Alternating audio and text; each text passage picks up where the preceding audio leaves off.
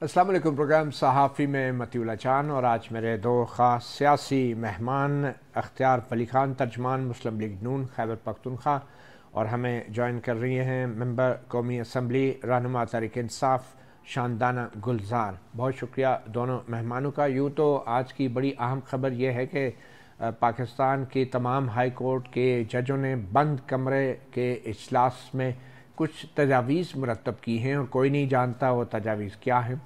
उस हवाले से कि जो इस्लामाबाद हाई कोर्ट के 6 जजों ने संगीन इल्ज़ामात लगाए थे खुफिया इदारों पर मुदाखलत के, और सुप्रीम कोर्ट के 7 रुकनी बेंच ने हुक्म दिया था कि ये तजावीज़ सुप्रीम कोर्ट को तमाम हाई कोर्ट की तरफ से भेजी जाएँ। और अब इन तजावीज़ पे क्या होगा ये तो अब जो 29 तारीख को ये केस लगा है उस वक्त ही पता चलेगा। हम इसके ऊपर भी बात करेंगे। हमें प्रोग्राम के आखिरी हिस्से में ज्वाइन करेंगे इस्लामाबाद हाई कोर्ट के सीनियर जर्नलिस्ट साकिब बशीर। मगर आज प्रोग्राम का आगाज़ हम कर रहे हैं कुछ नए इंकशाफात और कुछ दावे जो सुनने को मिल रहे हैं। जनरल रिटायर्ड कमर जावेद बाजवा वो रिटायर तो हो चुके हैं मगर शायद अभी भी वो हमारे जहनों से और हमारी कन्वर्सेशन और गुफ्तगू से रिटायर नहीं हो पा रहे। और सबसे बड़ी बात जो इस वक्त सामने आई है कि 2 सीनियर सहाफ़ियों ने मुजीबुर रहमान शामी और मोहम्मद मालिक ने ये प्रोग्राम के अंदर एक दावा किया है कि उनकी मुलाकात हुई है जनरल कमर जावेद बाजवा से, जिसमें उन्होंने कुरान पाक पे हाथ रख के कसम उठाई है और ये भी कहा है कि वो माँ की कब्र पे कसम उठाने को तैयार हैं कि उन्होंने ना तो नवाज शरीफ को बाहर जाने में मदद की, ना ही उन्होंने इमरान खान की हुकूमत गिराने के लिए अदम एतमाद की तहरीक के हवाले से किसी किस्म का कोई किरदार अदा किया, और ना ही उन्होंने बकौल जनरल रिटायर्ड कमर जावेद बाजवा के कभी एक्सटेंशन के लिए किसी को कहा या अपनी ख्वाहिश का इजहार किया। इसी वाले से हम गुफ्तगू करेंगे। सबसे पहले तो मेरे ख्याल में हम जनरल बाजवा के हवाले से तहरीक इंसाफ की रहनुमा शानदाना गुलजार से ही बात करते हैं, क्योंकि इन्हीं के कायद इन्हीं के लीडर की हुकूमत थी इमरान खान की। शानदाना गुलजार, ये जो जनरल बाजवा कह रहे हैं कि उन्होंने ख्वाहिश का इजहार नहीं किया था, तो आपके लीडर इमरान खान ने बग़ैर ख्वाहिश के इजहार के जनरल कमर जावेद बाजवा को मेरिट पे एक्सटेंशन देने का फ़ैसला कर लिया था? शुक्रिया मतीउल्लाह जान साहब। ये जो तहलका खेज इंकशाफ आपने बताया जनरल बाजवा साहब का, वो हर कुछ अरसे बाद तहलका मचाते हैं। अगर आपको याद है 9th में जो फॉल्स फ्लैग ऑपरेशन हुआ था, उसके बाद एक यौम शुहदा मनाया गया जिसमें ज़्यादा और आर्मी चीफ नहीं थे, बट ये दुबई से ज़रूर आए थे अगर आपको याद है। दूसरी बात, ये जो इन्होंने इंकशाफात किए हैं 2 जर्नलिस्ट से एलिजिडली कुरान पे हाथ रख के, तो माजरत के साथ इसके पीछे बहुत लंबी हिस्ट्री है।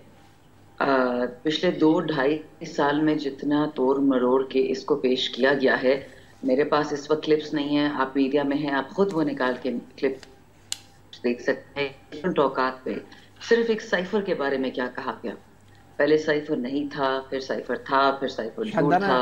जरा एक्सटेंशन के ऊपर बता दें कि इमरान खान ने एक्सटेंशन क्यों दी थी? जनरल कमर जावेद बाजवा की ख्वाहिश पे दी थी या खुद ही मेरिट पे डिसीजन लिया था? कौन सी एक्सटेंशन जी? जो एक उनको मिली थी कि जी, जनरल बाजवा को इमरान खान ने एक्सटेंशन क्यों दी थी? जी बिल्कुल बिल्कुल। तो अगर मैं बात पूरी कर दूं कि माजरत के साथ एक बंदे का वजन उतना ही होता है उसकी बातों में जितना उसके अमल में होता है। नहीं, वो झूठ बोल रहे हैं, आप बता दें कि झूठ बोल रहे हैं।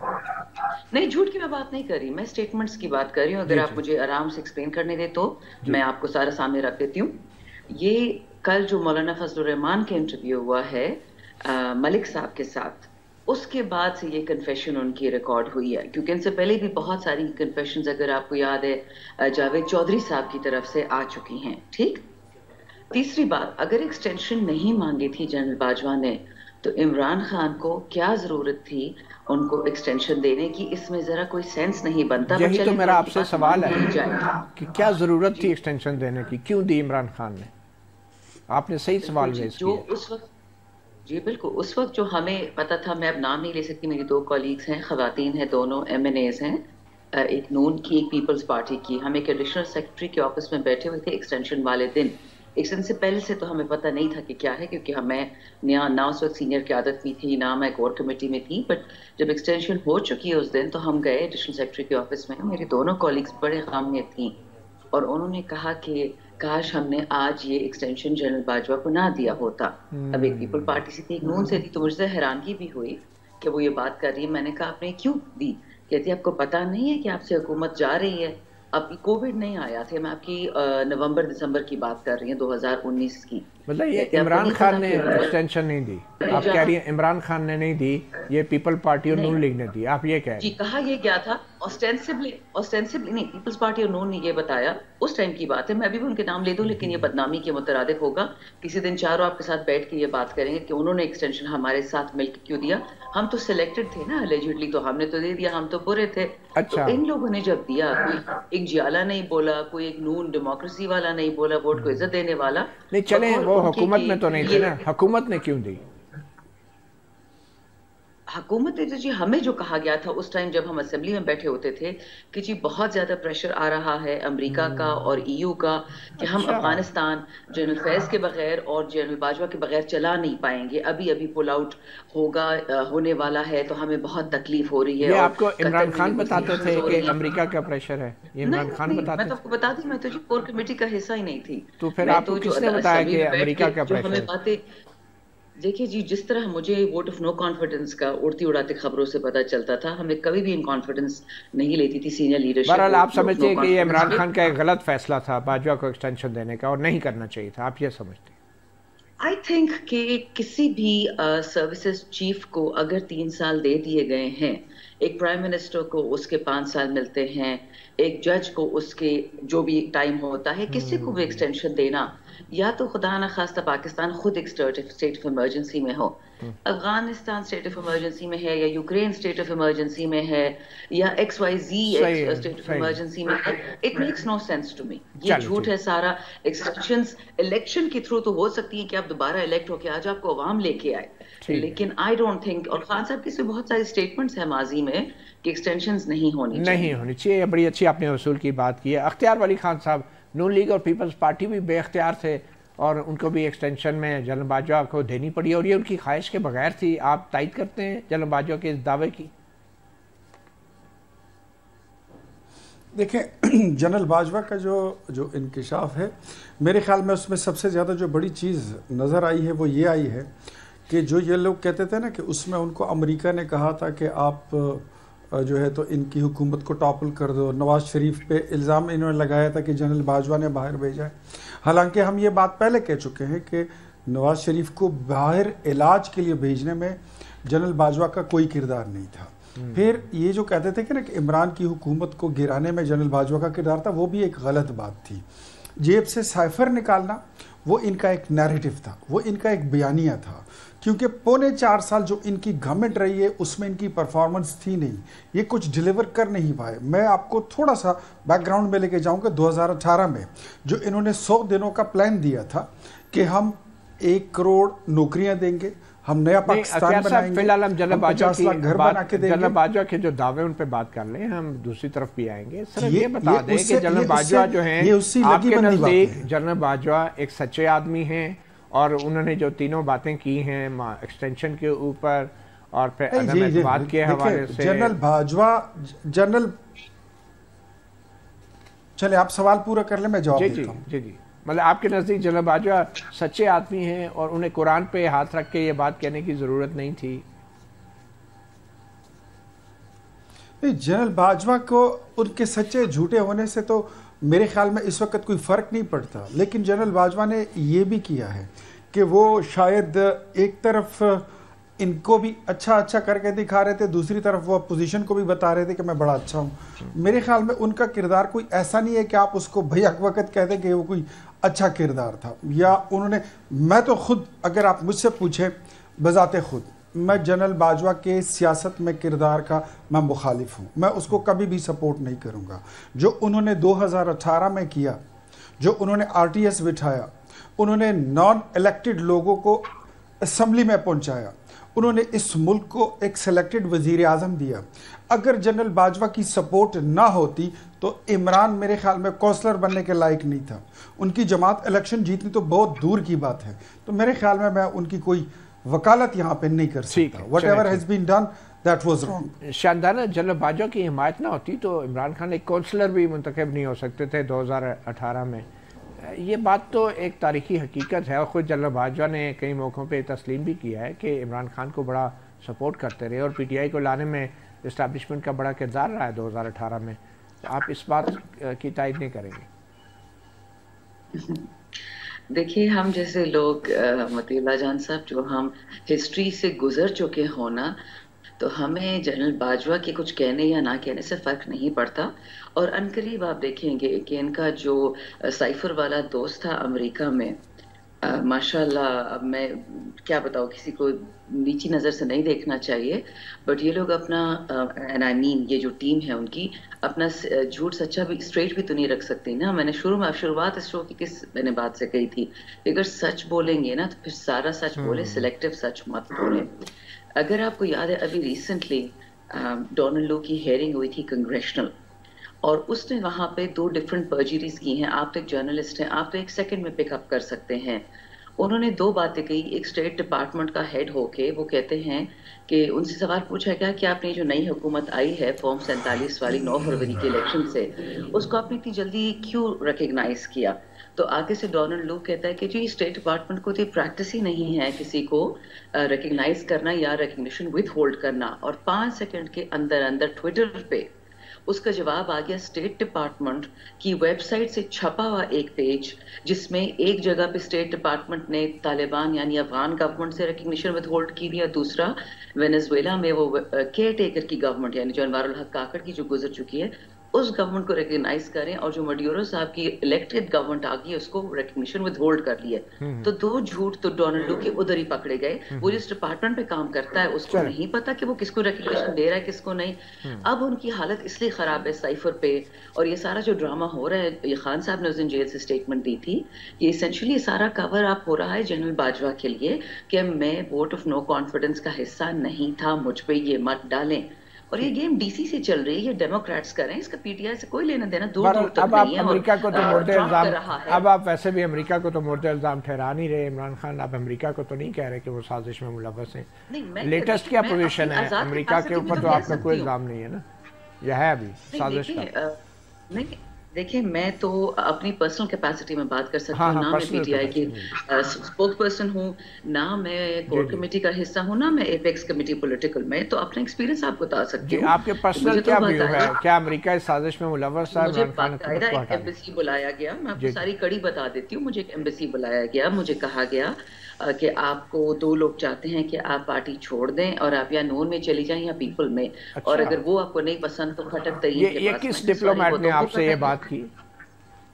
ना कहूँ तो बेहतर है, बट 3 लोग थे। एम्बेसडर था, पॉलिटिकल अटैचे था, और उनका वो था। और ये बात एम्बेसडर ने की थी? ये बात एम्बेसडर ने की थी कि आप छोड़ दें? जी बिल्कुल।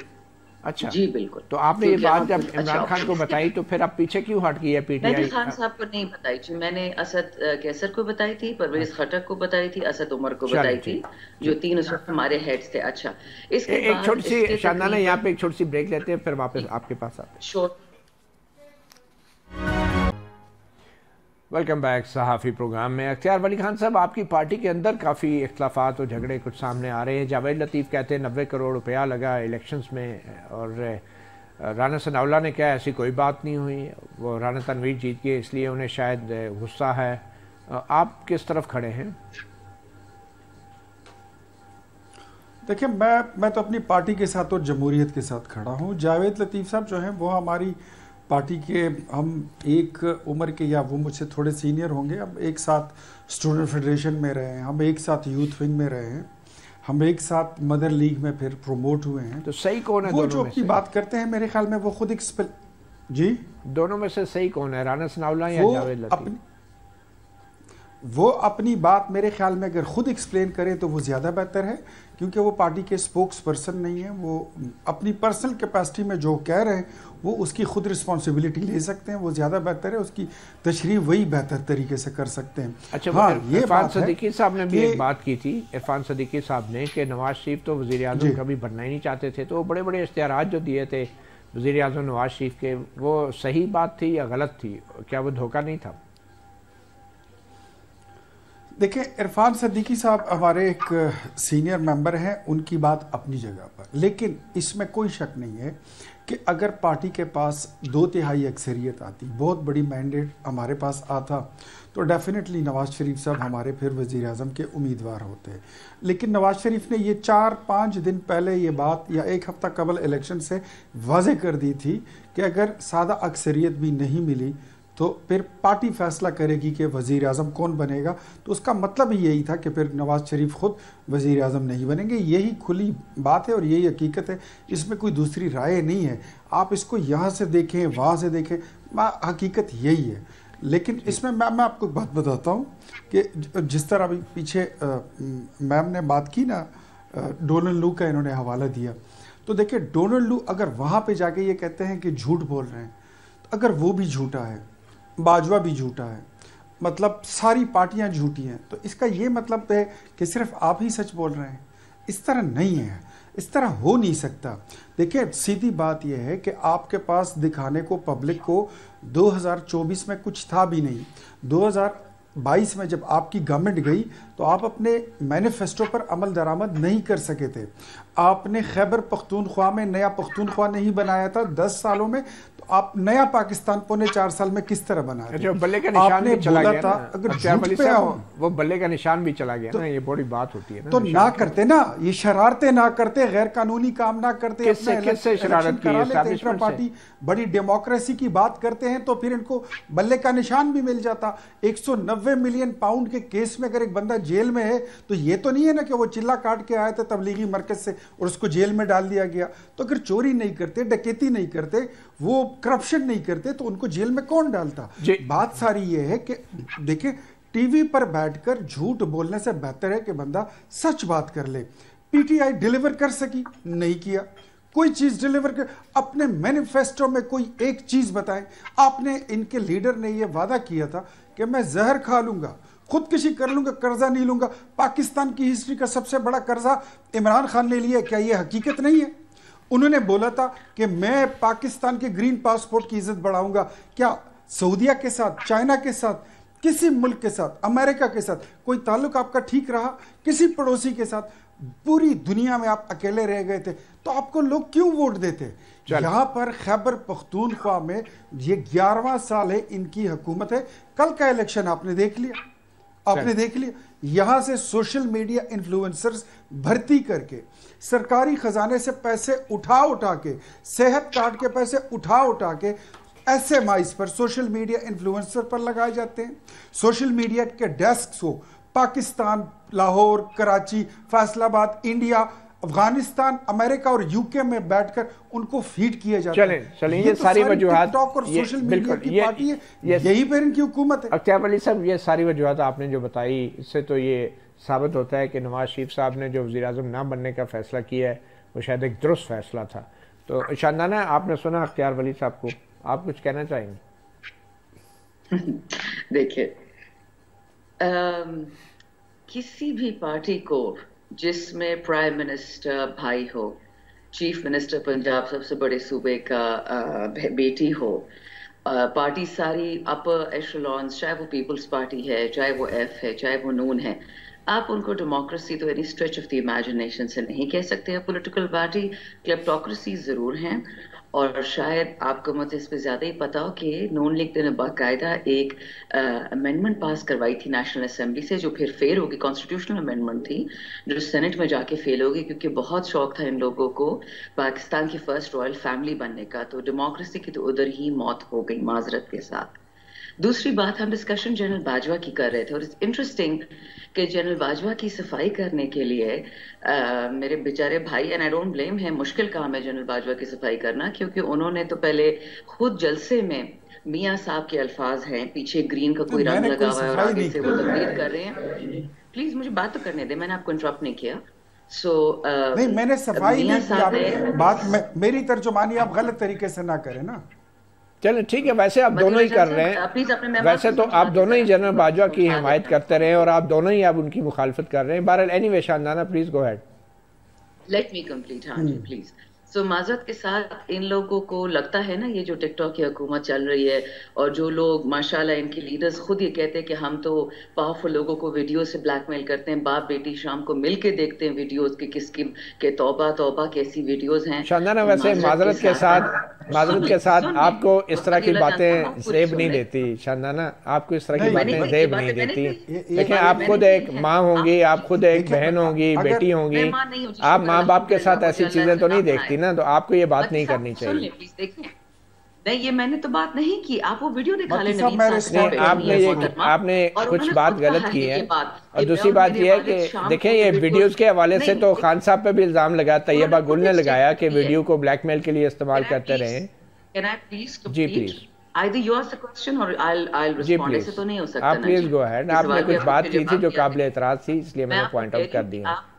आप बिल्कुल जी, नवीद साहब की, मलिक साहब की निकाल लें, वो इंटरव्यू है मोहतरमा के साथ और वो डिस्कस करती हैं कि मैं और मेरे वालिद वीडियोस को देखते हैं जो पावरफुल लोगों की हैं, तौबा तौबा, और फिर उनको इस्तेमाल किया जाता है, चाहे वो जजेस हो। अब शादाना की बात, आप ये इंसिस्ट कर रहे हैं, कोई वजन नहीं रहा। सुन लें मती साहब, अभी तो आपके जजेस ने बोल दिया है, हाई कोर्ट के 6 जजेस ने बोल दिया है कि हमारी वीडियोस बनवाई जाती हैं, हमारे लोगों को बरहना किया जाता है, इलेक्ट्रिक्यूट किया जाता है, हमारी बीवियों के बेडरूम्स में कैमरे लगाए जाते हैं। पीटीआई ये नहीं कह रही हो तो आपके जजेस क्या है सुपीरियर जुडिशरी के? शानदाना, देखें, आप दोनों की हुकूमतों में ये काम होते रहे हैं। जज अरशद मलिक की भी वीडियो है, ठीक है ना, और ऑडियोज भी आती रही हैं, तो इसलिए आप इन चीज़ों को अब जाने के लिए थोड़ा आगे की बात कर लेते हैं। मुझे ये बताएं कि इमरान खान ने आज जेल में कहा है कि किसी ने ना कोई डील की है और ना कोई पैगाम आया है जेल में, तो आप क्या कह रही हैं? जी प्लीज। इमरान खान कह रहे हैं किसी ने डील भी नहीं की और कोई पैगाम भी नहीं आया। नहीं है, ये क्लेप्टोक्रेटिक डिनेस्टीज हैं, इनसे कोई कंपैरिजन नहीं है खान साहब को। वो तो जेल में 10 साल और बैठने को तैयार है। वो लंदन मैकडॉनल्ड्स नहीं जाएगा खाने या KFC खाने, हार्ट पेशेंट होगा, प्लेटलेट्स कोलैप्स कर रहे होंगे और वो जेल छोड़ के चला जाएगा। It doesn't work like that. General Bajwa की थी, लेट्स टेक जनरल बाजवा। जी अख्तियार वाली सर, आप कुछ कहना चाह रहे हैं? जी अख्तियार सर। जी अख्तियार, देखिए, मैं ये इस तरह की गुफ्तगू मैं करना नहीं चाहता था, लेकिन ये खातून अब बात वहाँ ले गई हैं और ये ज़ाती पर्सनल अटैक्स पे आ गई हैं। तो सबसे पहले मैं इनको रेफ़र करूँगा कि आप ज़रा याद करें कि तैयबा गुल की स्टेटमेंट क्या आपने पढ़ी? आप एक खातून हैं, आपने उनके बयानात देखे हैं कि उन्होंने क्या कहा, कि उनके साथ क्या क्या हुआ, फिर प्राइम मिनिस्टर हाउस में उनके साथ उनको किस तरह घुमाया गया और कितने अरसे के लिए वहाँ पे कैद रखा गया। क्या आपने अपने लीडर की वो गुफ्तगू सुनी है जो एक्स-MNA खातून है जिसके साथ मेरे ख्याल में जो चीजें हम मेनस्ट्रीम मीडिया पे अख्तियार वली साहब जिसको हमने कभी शो नहीं किया, मेरे ख्याल में रेफर करने की भी जरूरत नहीं है। देखिए अगर ये बात करते हैं, नहीं देखिए जिस तरह ये बात करेंगे जवाब तो फिर उसी तरह आएगा ना। तो इन्होंने अगर वो नहीं देखी है तो मैं इनको व्हाट्सएप कर देता हूँ, मैं आपको भेज देता हूँ, वो जरा सुनिए। वो आप अपनी फैमिली के साथ बैठकर ना सुन सकती हैं और ना बर्दाश्त कर सकती हैं। बहुत शुक्रिया अख्तियार वली खान और शानदाना गुलजार, आप दोनों का प्रोग्राम सहाफ़ी को वक्त देने का। प्रोग्राम के अगले सेगमेंट में हम बात करेंगे इस्लामाबाद हाई कोर्ट के जजेस बंद कमरे में ऐसी कौन सी तजावीज़ पर गौर कर रहे हैं कि जिनसे अदलिया आज़ाद हो जाएगी। एक छोटे से वक्फे के बाद Saqib Bashir, senior journalist, court reporter हमारे साथ होंगे। Welcome back. सहाफ़ी प्रोग्राम में बड़ी खबर ये है, इस्लामाबाद हाई कोर्ट और दीगर हाई कोर्ट के कोर्ट कमांडरों ने आज इजलास किया है। ये अदालत के जो मोअज़्ज़िज़ जजेस साहिबान हैं, सुप्रीम कोर्ट ने हुक्म दिया था कि तमाम हाई कोर्ट जो हैं तजावीज़ दें कि किस तरह जो इंतज़ामिया, एग्जेक्टिव या हुकूमत या रियासती इदारों की मुदाखलत को, अदालती अमूर में मुदाखलत को रोका जा सकता है। तो आज इस्लामाबाद हाई कोर्ट का इजलास हुआ, बड़ा अहम था क्योंकि इस इजलास में 6 जजेस भी शामिल थे जिन्होंने ख़त के ज़रिए सुप्रीम जुडिशल काउंसिल के अरकान और सुप्रीम कोर्ट के मुअज़्ज़िज़ जजेस को आगाह किया था कि खुफिया इदारे जो हैं उनके अहल खाना को हरासा कर रहे हैं, उनके घरों से खुफिया वीडियो कैमरेज बरामद हुए हैं और एक सबॉर्डिनेट जुडिशरी के जज के घर फायर क्रैकर का धमाका किया गया है। तो इन वाक़यात के इंकशाफ के बाद 7 रुकनी सुप्रीम कोर्ट के बेंच ने तजावीज़ तलब की थी कि मुस्तक़बिल में कैसे इस तरह की कार्रवाइयों को रोका जा सकता है। Senior journalist court reporter Saqib Bashir हमारे साथ मौजूद है। साकिब बशीर साहब, बड़ा अहम इजलास था। 6 जजेस मेरे ख्याल में अपने चीफ जस्टिस के साथ पहली बार इस तरह इकट्ठे मिलते तो रहे हैं पहले भी, लेकिन अब एक तजावीज़ के मरतब करने के लिए तो क्या चीज़ें सामने आई हैं? इजलास तो ख़त्म हो गया है, तो कोई तजावीज़ मरतब हुई हैं? ज़राए क्या कह रहे हैं? एक तो मेल जोल कम हो गई थी, उस तरह नहीं थी जिस तरह मतलब होती है, लेकिन कल इस हवाले से इंटरनली हाई कोर्ट में बड़ी कोशिश हुई कि फुल कोर्ट मीटिंग होनी चाहिए, क्योंकि जुमे के दिन ये खबर आई थी कि तमाम जजेस से तजावीज़ मांगी गई हैं, तो फुल कोर्ट का फ़ैसला नहीं हुआ था। तो कल इंटरनली कोशिश हुई जजेस की जानिब से कि फुल कोर्ट मीटिंग होनी चाहिए, तो वो फुल कोर्ट मीटिंग फिर हुई। आज की जो मीटिंग है, एक तो ऐसे लग रहा था शायद वो जजेस में एक तकसीम तो वाज़े नज़र आ गई थी 6-2 की, तो वहाँ पे कुछ गैर मामूली सूरत हाल होगी, लेकिन ऐसा नहीं हुआ जो अभी तक की इतलात आ रही हैं, हमारे ज़राए बता रहे हैं। 6 का तो मैं पता है, ये 2 जजेस की तकसीम क्या थी? 2 जजेस कौन थे? चीफ जस्टिस आमिर फारूक और जस्टिस मियां गुल हसन औरंगज़ेब। अच्छा, वो भी एक साइड पे आपके ख्याल में? नहीं, एक साइड पे ऐसा सच नहीं थे, क्योंकि जस्टिस मियां गुल हसन औरंगज़ेब जो 10 मई 2023 की जो मीटिंग 20 मई 2023 की मीटिंग थी चीफ जस्टिस उमर अता बंदयाल और जस्टिस काजी फाइज ईसा के साथ, उसमें वो गए थे। तो उससे पहले 10 मई का लेटर था, उसमें सारे वाकयात थे, वो क्रूशल नोयत के वाकयात थे, तो इट मीन कि वो भी समझते थे कि ये चीजें ठीक नहीं हो रही। ये बेसिकली 7 और 1 की तकसीम कह सकते हैं। हाँ, क्योंकि चीफ जस्टिस आमिर फारूक से मुतल्लिक एक किस्म का शिकायत थी कि उन्होंने कोई ठोस कार्रवाई नहीं की। जी बिल्कुल, ऐसी ही शिकायत थी। तो आज का जो इजलास था उस हवाले से ज़राए यही बताते हैं कि तमाम जजेस ने तजावीज़ दी हैं और फिर उस पर उन तजावीज़ पर मुतफ़िक़ा तौर पर लाहे अमल जो है वो बनाने की कोशिश की गई है। एक तो तजावीज़ दी जाएंगी प्रपोज़ल सुप्रीम कोर्ट को, कि सुप्रीम कोर्ट आगे फुल कोर्ट बैठेगी और वो क्या करेगी, वो ड्राफ्ट तैयार होगा एक आध दिन में, 25 अप्रैल से पहले जमा हो जाएगा। एक इंटरनली भी, क्योंकि सुप्रीम कोर्ट ने कोई बाउंड तो नहीं किया ना, आप ये कर सकते हैं और आप ये नहीं कर सकते, तो इंटरनली भी एक मेकनिज़म बनाया गया है। उसमें इंस्टीट्यूशनल रिस्पॉन्स की एक इस्तिलाह जो है वो मतलब इदारा जाती जवाब होगा। इदारा जाती जवाब होगा।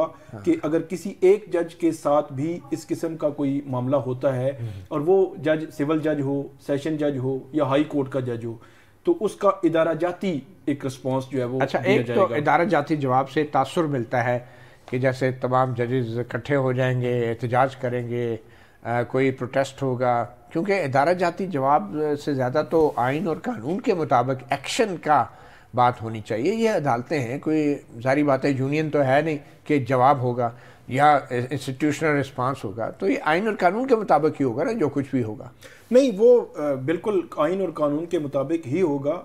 मैं आसान अल्फाज में लोगों को समझाने के लिए ये अल्फाज इस्तेमाल कर रहा हूं, अंग्रेजी में इंस्टीट्यूशनल रिस्पांस वो नहीं हो सकता है कि ये वर्ड उनके ड्राफ्ट में कुछ और, जिस तरह आप कह रहे हैं कि आइन और कानून के मुताबिक यानी कंटेम्प्ट ऑफ कोर्ट हो सकता है, कंटेम्प्ट ऑफ कोर्ट हो सकता है। मतलब उसका तरीका सिंपल, जो मतलब हमारे देखने वालों के लिए अगर समझा दें कि सिंपल ये है कि अगर इस किस्म की कोई मुदाखलत को करता है, इंटरफेयर करने की कोशिश करता है, तो उसका तरीकाकार वो जुडिशल कंटेम्प्ट है कि वो जो मुतलका जज है वो एक नोट बनाता है कि ये मामला हो रहा है, चीफ जस्टिस को भेजता है, चीफ जस्टिस उस पर कोई लार्जर बेंच बना देता है और बेंच उसको देख लेता है। अब ये है कि उससे पहले ही एक मैकेनिज्म बना दिया जाएगा कि हमारे सिविल जज, सेशन जज या हाई कोर्ट के जज के हवाले से कोई मामला हुआ, अगर वो लिख के भेजता है कि फलां बंदा मुझे इंटरफेयर करने की कोशिश कर रहा है, थ्रेट कर रहा है, तो उसके हवाले से वो फिर चीफ जस्टिस के पास नोट आएगा, चीफ जस्टिस बेंच बनाएगा और वो बेंच सुनेगा। ये इन्होंने पहले ही एक मैकेनिज्म जो है वो बना लेंगे। मतलब कानून में इससे पहले ये मैकेनिज्म वाजे नहीं था? नहीं, वाजे था,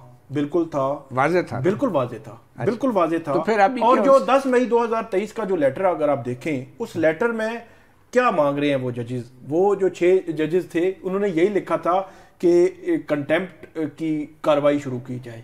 ये वाकयात हुए हैं, चीफ जस्टिस बेंच बनाएं और कंटेम्प्ट की कार्रवाई शुरू करें, जो उनका इख्तियार है और था। चले, और वो उस वक्त भी हो सकता था, लेकिन हो सकता है देर आया दुरुस्त। अच्छा, इसके अलावा कोई तजावीज़ अभी तक बाहर नहीं आई? अभी इस हवाले से, क्योंकि ड्राफ्ट बनेगा, ड्राफ्ट बन के वो पूरा एक उसके बाद जो है वो सुप्रीम कोर्ट। तो ये अभी तक जो तय हुआ है इंस्टीट्यूशनल रिस्पांस, ये सिर्फ उस वक्त तक के लिए जब तक सुप्रीम कोर्ट जो है कोई इंस्टीट्यूशनल रिस्पांस नहीं देती, तो ये एक स्टॉप गैप इंटरम अरेंजमेंट है कि इस तरह अगर कुछ हुआ तो हम ये करेंगे। नहीं, सुप्रीम कोर्ट जो है वो कोड ऑफ कंडक्ट जो है वो जजेस का अगर उसमें कोई तब्दीली कर देती है, जिस तरह सुप्रीम जुडिशल काउंसिल को लिखे जाने वाले खत में प्रेयर मांगी गई थी कि हमें राय दें कि इस किस्म की सिचुएशन में हमने क्या करना है। अगर फर्ज करें सुप्रीम कोर्ट की फुल कोर्ट केस बैठती है, फुल कोर्ट जो है वो इस पे कोई मैकेनिज्म बना देती है या कोई कहती है कि इस पे कोई कोड ऑफ कंडक्ट जो है जजेस का या फ्यूचर के लिए जो मैकेनिज्म क्या होगा, फिर तो डेफिनेटली उसको ये देखेंगे कि किस तरह फॉलो करना है। लेकिन हाई कोर्ट जो है वो इंडिपेंडेंट है, मतलब सुप्रीम कोर्ट के मातहत नहीं है उस तरह, इसके इंडिपेंडेंट आइन में हर चीज़ बड़ी क्लियर लिखी हुई है। ठीक है, तो इंटरनली भी ये इस किस्म की चेक्स जो है वो लगा सकते हैं, मैकेनिज्म भी बना सकते हैं। बिल्कुल ठीक है, ये बात आपकी दुरुस्त है, मगर ये एक अच्छी बात है कि तमाम जजेस मिले हैं और एक टीम के तौर पे और आइन और कानून के मुताबिक जो है वो अपना दिफा बात नहीं है, ये एक इदारे के दिफा की बात है। और ये उन्होंने जो हल्फ उठाया हुआ है, वो हल्फ में भी ये है कि उन्होंने दिफा करना है आइन का और आइन और कानून के मुताबिक सब काम करने हैं।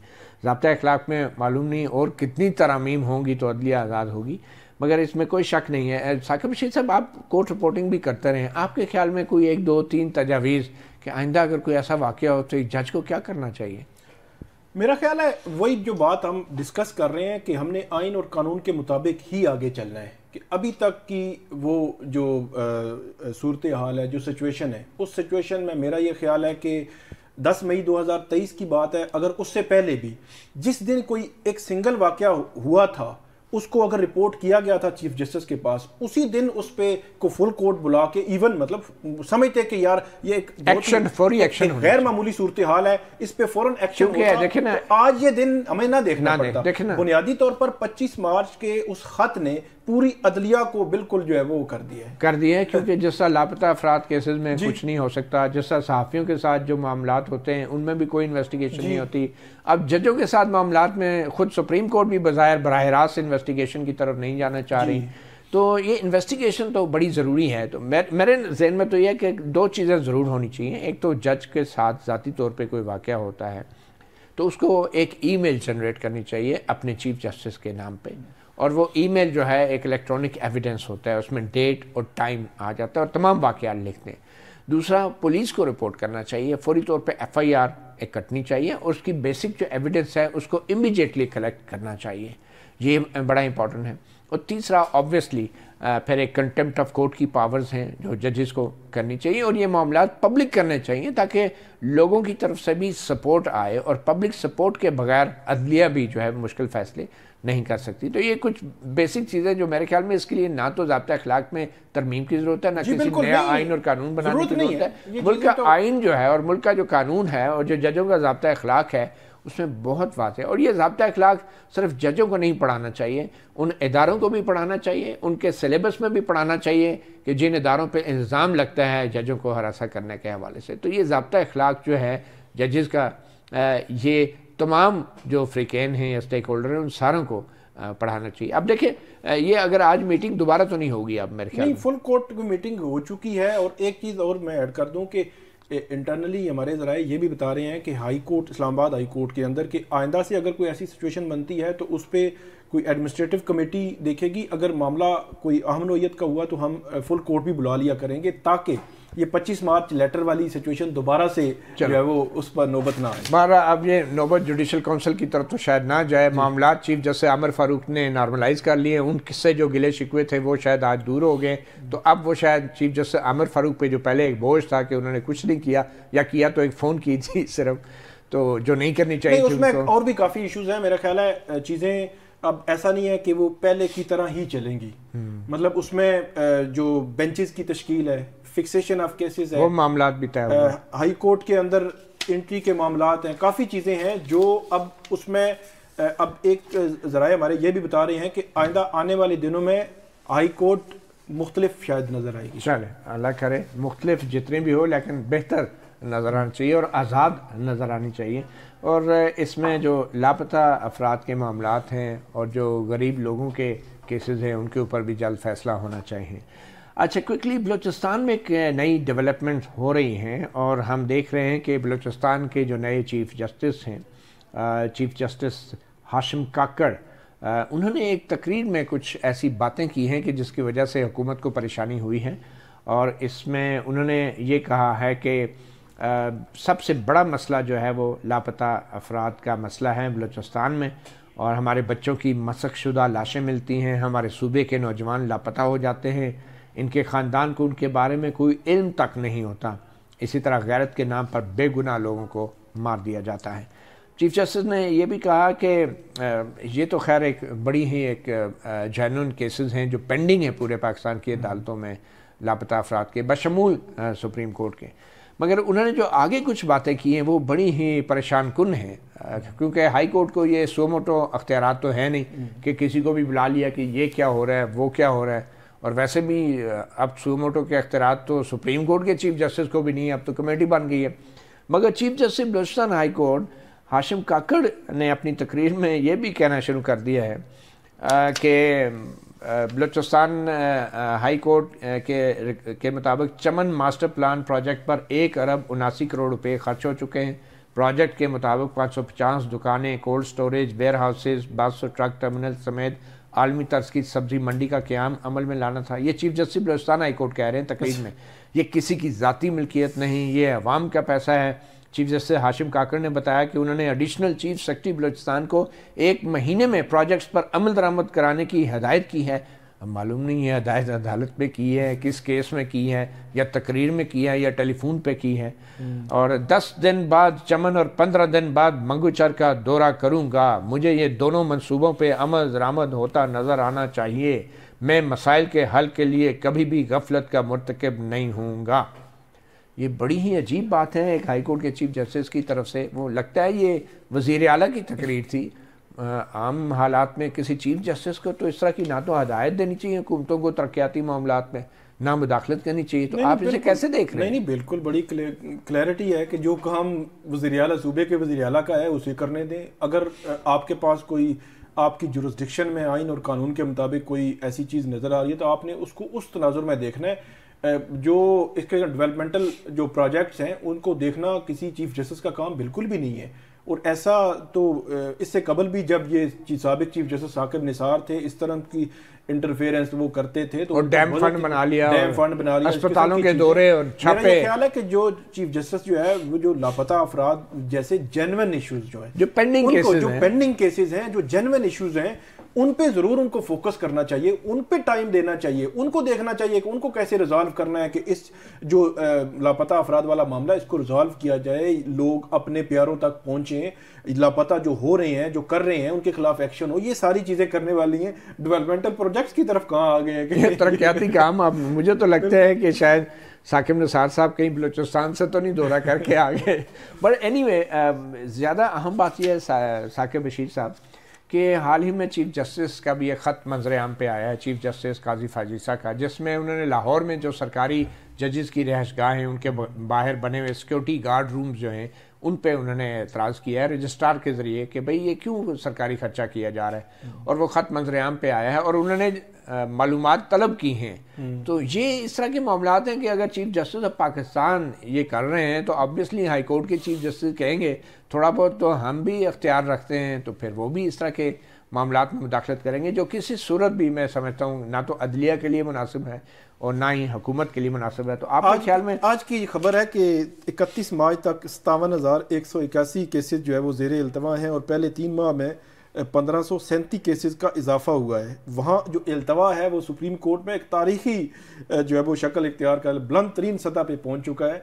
मेरा ख्याल है इस किस्म की एनर्जियाँ जो है वो इन मामलात में लगाई जाएं और ऐसे ऐसे केसेस मतलब आ रहे होते हैं जो पेंडिंग होते हैं, आम लोगों के केसेस होते हैं।